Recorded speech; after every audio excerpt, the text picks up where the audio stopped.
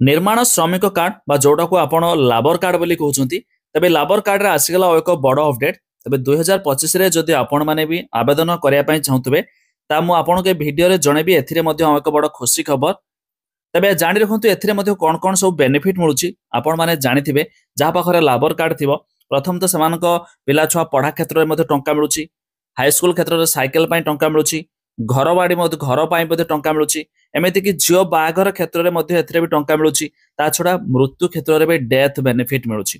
तबे लाबर कार्ड आपण जदि बनया पई चाहतबे वीडियो को शेष पर्यंत देखंतु। म आपण किछ अपडेट देवा पई चाहूची ता पूर्वरु वीडियो को निहाती गोटे लाइक कर दियंतु।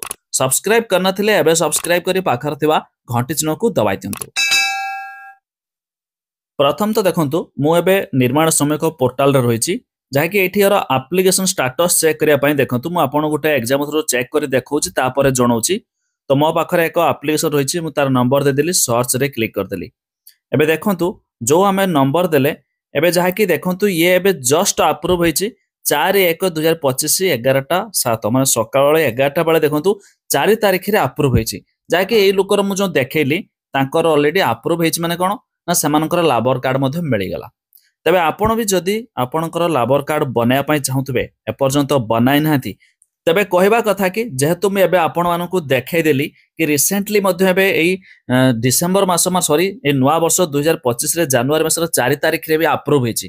तेनु आपण चाहिले जेकोनोसी जनसेवा केंद्र हो किंबा मो सेवा केंद्र को जाय मध्ये तुरंत आवेदन कर दियंतु।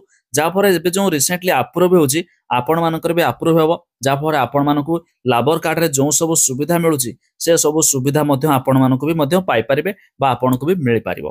तेनु समय नष्ट न करिकि जेहेतु म आपण एक स्टेटस देखे देली रिसेंटली मध्ये अप्रूव होउची तबे आपण मानकर भी अप्रूव हेजिबो।